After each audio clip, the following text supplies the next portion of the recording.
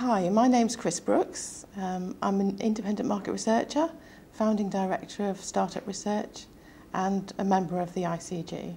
I've been working in market research for 20 years now, over 20 years actually, working both client side and agency side for a range of organisations including Ipsos Mori, Which and Royal Mail. Okay, so tip number one is to start with your end goals in mind.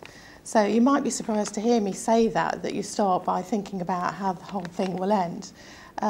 But the last thing you want is to find out when you're putting the findings together, you're about to present to your senior research team, there's some vital question that you failed to ask. As you write your questionnaire, you must know your research objectives, be really clear about what you need to find out, and have clear and focused questions that will answer those objectives and answer all the stakeholders' information needs.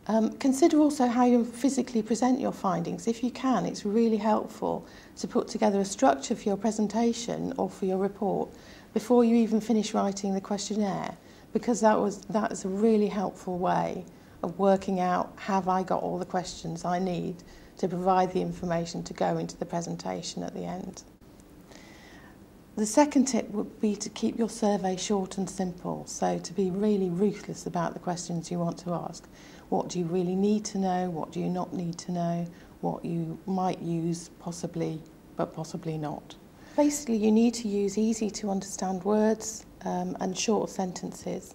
A short, focused, concise questionnaire means that you only get the data that you really need. You're not spending lots of time analysing data that you never actually need to use. And also you're being polite and courteous to your respondent, the person that's filling the survey in.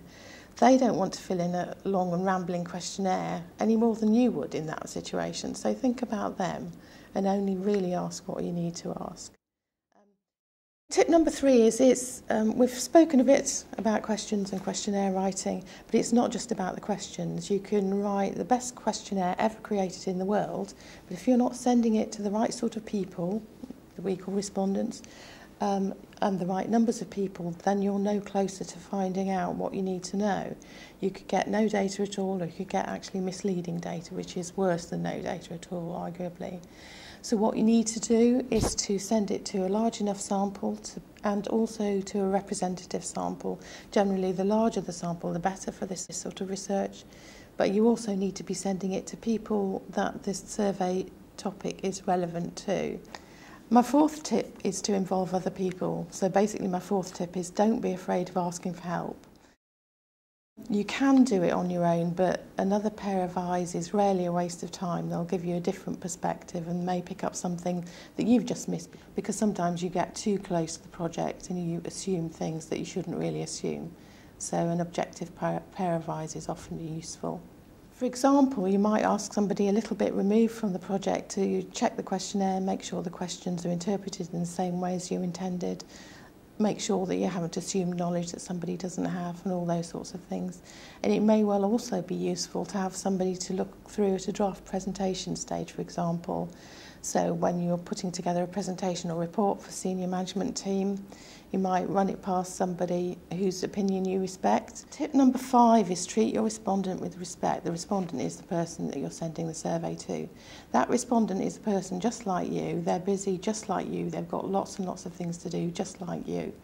So use their time carefully and thank them and be courteous at the end of the survey. And that's another reason for not asking more questions than you actually need the answers for.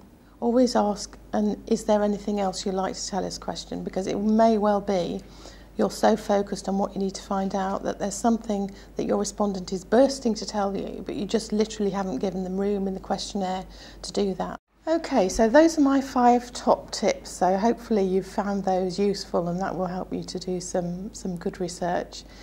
And where does that leave you? Well, there are lots of different ways that you can get more help as well. If you're more interested in detail of how to do your market research, then go to the ICG website and download our DIY research guide, which you can do for free at www.theicg.co.uk.